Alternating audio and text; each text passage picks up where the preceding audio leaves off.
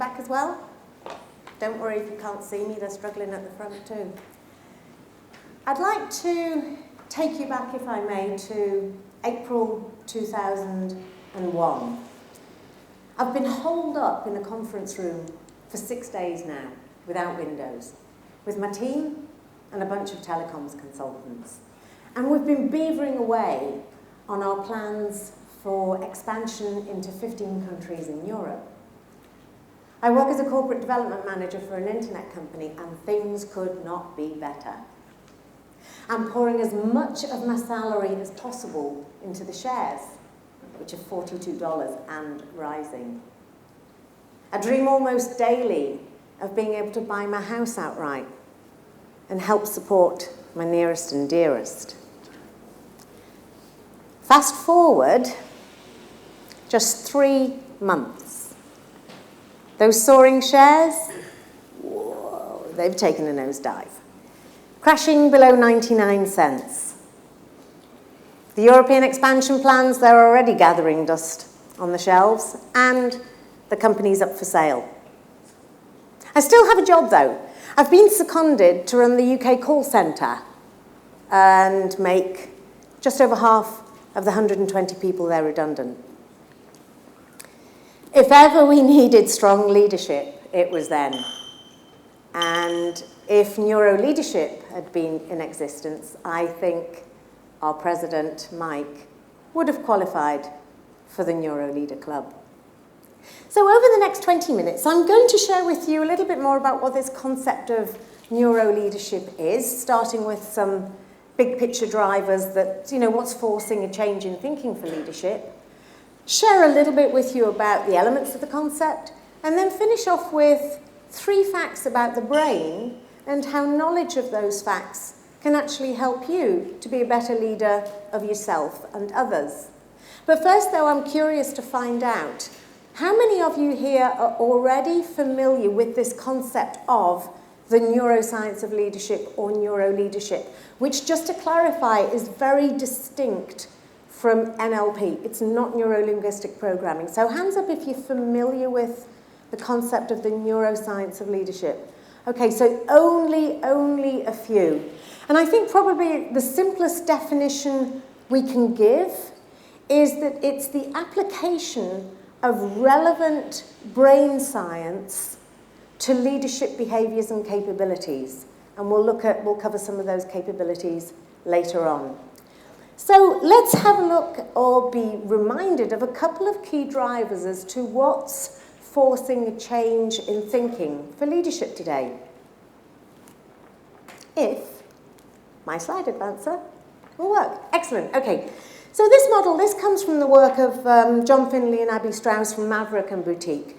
And they're inviting us to consider that we're now moving into the 6th era of human development, which is the wisdom era. Now, given what's going on in politics today, I'm not so sure about that. But if you look at the timeline, some of you in this room, although you absolutely don't look it, of course, some of you have lived through or are living through 3 of those 6 eras. What they're saying as well is that with each new era, it only lasts a 5th of the preceding one. So the message is, hang on to your hats. Things are not going to slow down. So we've got the pace of change. And also the nature of change. Long-term planning is becoming really difficult with technological advancements. I spoke at HS2, the high-speed rail link, last month. And by the time their train line is in operation, their biggest competitor is going to be driverless cars. So what else are we looking at in terms of key drivers? Well, it's the business disruption models. These are just, on the screen, these are just a few UK companies who are, identifying problems and needs and solving them differently. There appears to be a shift away from those who make and own to those who connect and collaborate. Just out of curiosity, how many of you here are either impacted by disruptive business model or you are a disruptive business. Yeah, see, that's starting to grow. There's quite a few hands there. I'm going on holiday next week, and we're flying out to Gatwick, and I went on to look at the normal sort of long-term parking sites, and they were quite expensive, and I thought, aha, Mr. Google, is there an alternative? Yes. Just Park, okay, who happen to be funded by Crowdcube. Rent out your driveway for a third of the price of the normal long-term parking slots, and the host will take you to the airport as well. So, it's forcing a change in our thinking. I'm having a little challenge with this slide advancer. Gary, I'm wondering if we can swap over. Gary's disappeared. Gary's disappeared. Okay, that's what, thank you very much, Glenn. Excellent. So the theme seems to be around building imagination. Now, Rita King is a futurist who worked with NASA, and she's saying that, this wisdom age, this imagination age, is where creativity and imagination will become the primary creators of economic value, contrasting with previous thoughts of analysis and thinking. So you think about traditional leadership development models, they don't necessarily cover imagination and creativity. So how might a 21st century concept such as neuroleadership help solve some 21st century leadership challenges? Well, in 2012, McKinsey and Company interviewed 6 global leaders. They included Shimon Peres, who was the president of Israel at the time, and the CEOs of companies like DuPont, Deutsche Bank, Royal Mail. And I'd just like to share some of the comments that they made when they were being interviewed. We're operating in a bewildering new environment in which little is certain, the tempo is quicker, and the dynamics are more complex. Ideas are now more important than materials, and ideas are unpredictable. We have to think of ourselves as being in training, much like a professional athlete, continually striving to manage our energy and fortify our character. There's a growing recognition of the importance of having precise routines for diet, sleep, exercise, and staying centered. We're facing extraordinary new challenges and must learn to think differently about our role and how to fulfill it. And finally, the mind of a leader must be free, a mind that can dream and imagine. So let's go into this concept a little bit. Excellent. The concept of neuroleadership is 10 years old. It was created by Australian David Rock, and what he did was he brought a group of social cognitive neuroscientists together and a group of business leaders, and he said to the scientists, okay, tell us what we need to know about our brain so that we can be more effective leaders. And this was only made possible because of advances in brain imaging technology. And today we're only at the tiniest tip of the iceberg. But we can pinpoint today activities in the brain, such as insight, focus, self-control, social pain. So the 4 sort of elements or capabilities of neuroleadership I'll share with you, and it's just, as I say, the very tip of the iceberg, and I'll share with you sort of a brain implication for each. So emotion regulation, how do we as leaders stay cool under pressure? This is also the essence of emotional intelligence. How can we take charge of those emotional, instinctual responses and respond calmly on every occasion? How aware are we of how our emotions and moods are impacting on our people? I was just talking with Tim on the table there before, and we were talking about the chimp paradox.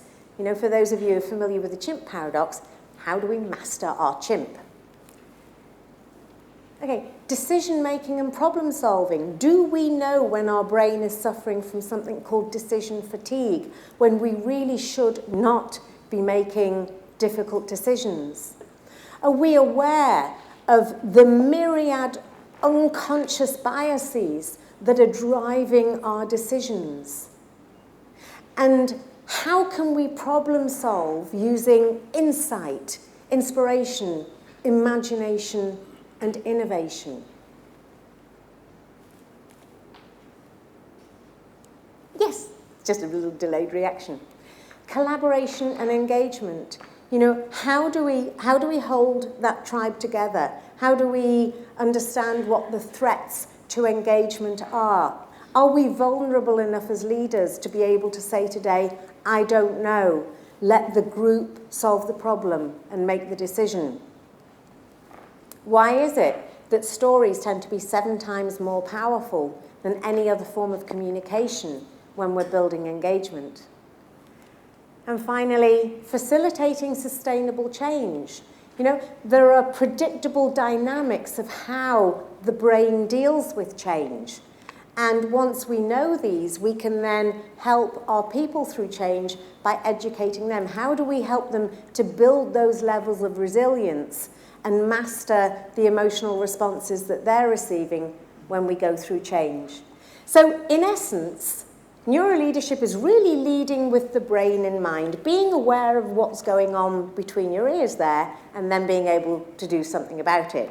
So with the brain in mind, let me share with you the 3 facts and how applying these facts might be able to help you with your leadership capability. Yes. Fact number 1, okay?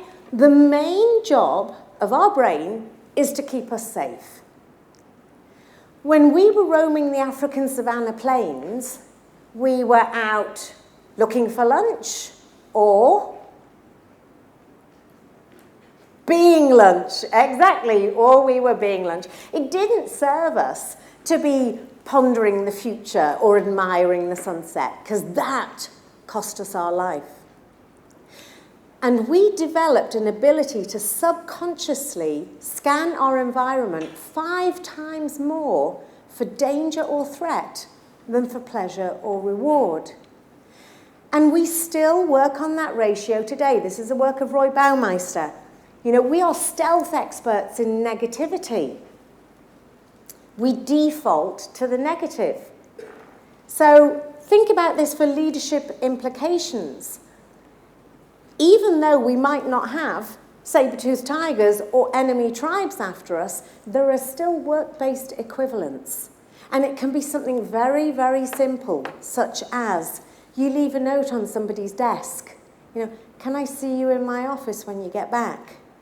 Or a casual throwaway comment when things aren't going too well, that things are going to have to change around here. So, you know, once we're aware that these little things can set off negative emotions in us, we can look to dampen them down and actively reduce that and instead create an environment of psychological safety. Fact number 2, the brain is a social organ. We are literally wired to connect.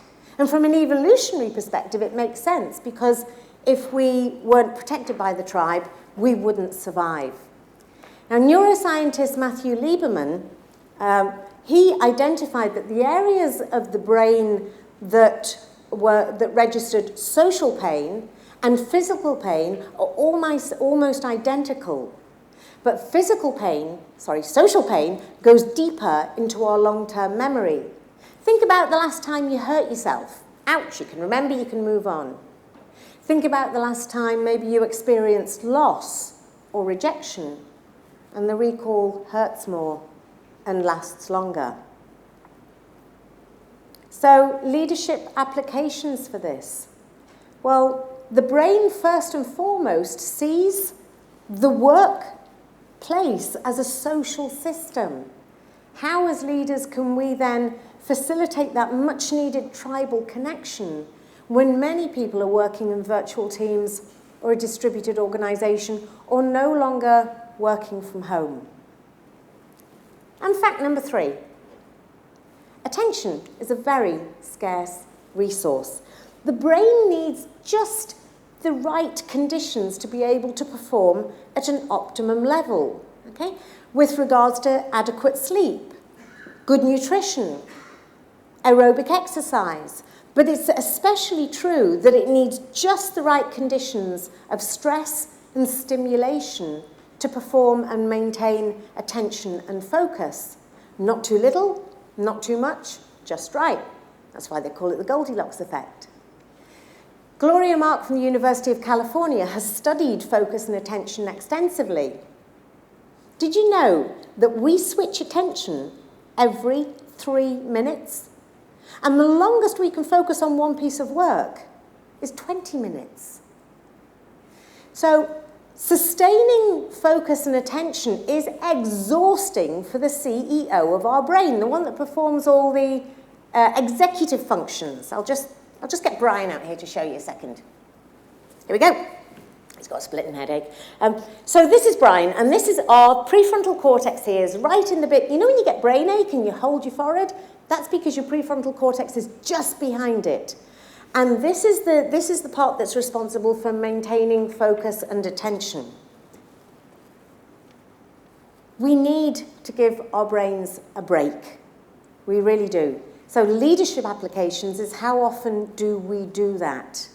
You know, how else do we look after our brains? Sleep, nutrition, and exercise are critical nutrients for the brain. How often do we do that? And for our people, you know, do we give them an opportunity to re-energize, refresh, and refocus? Self-care is no longer a nice to have. It's a need to do. So just 3 brain facts that, when we think about them, you know, the implications for leadership. And it might be, you may think, well, it's all a little bit soft, really. It's actually making the soft stuff hard. So back to Mike, our president, my boss. How did he become eligible for the Neuro Leader Club? What was it that he did for us in that internet boom and bust of the early millennium? Well, he hyper-communicated with us during the chaos. We had a daily all-hands call, whether there was news or not. And he worked tirelessly to reduce those levels of threat for us, knowing that uncertainty is the enemy of productivity. And he tried to keep the tribe together for as long as possible. Oh, sorry, I've got some strange things going on with my thing. Attention. Oh, sorry, it's really going strange. There we go. I'd like to do a little exercise with you. And it's a concept called attentional intelligence. So I studied neuroscience of leadership in Australia with a woman called Linda Ray. And she coined this term of attentional intelligence, that being able to know where your attention is at any given time, and then being able, if it's not where you want it to be, to bring it back. This is about being truly present. And often when we hear about great leaders, it's when they're truly present there for you. And it consists of asking yourself 5 questions.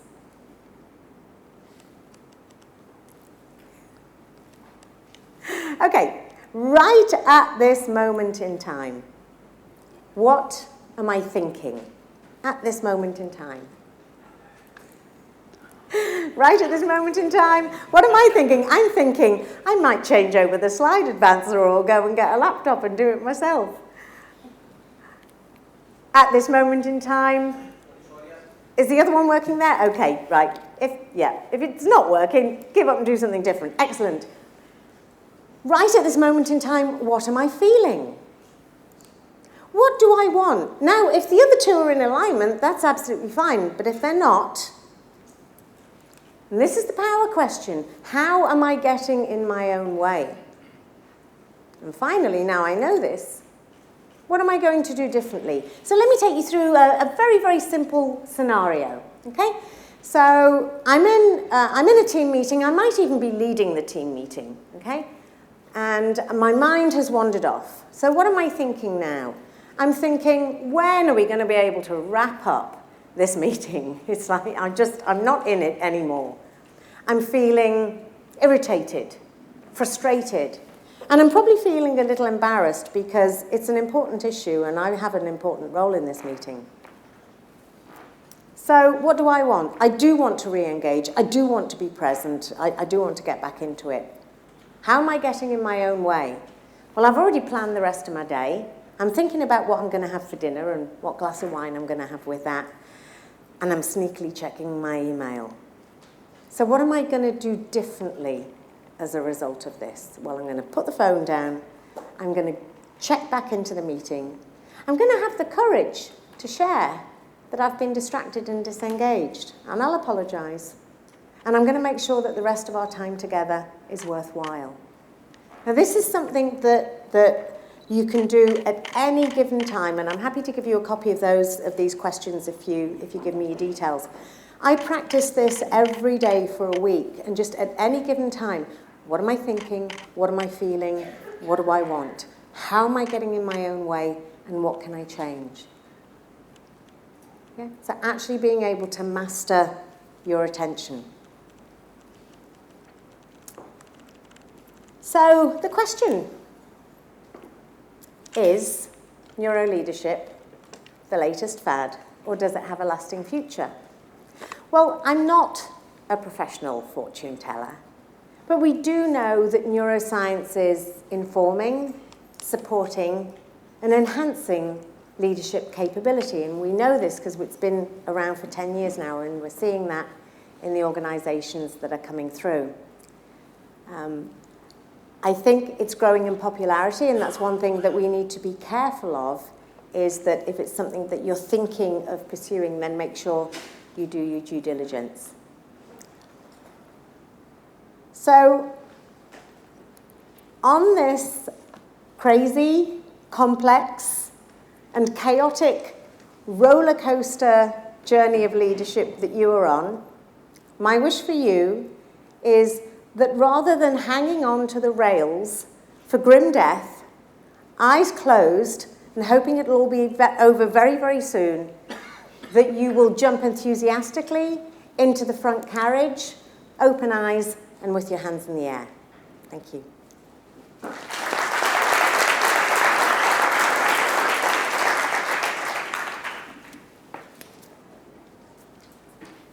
And now with my chair hat on, we're going to be taking a 10-minute break, a 15-minute break, 15-minute break. And yeah, you got a question? Yes, have we got time for questions?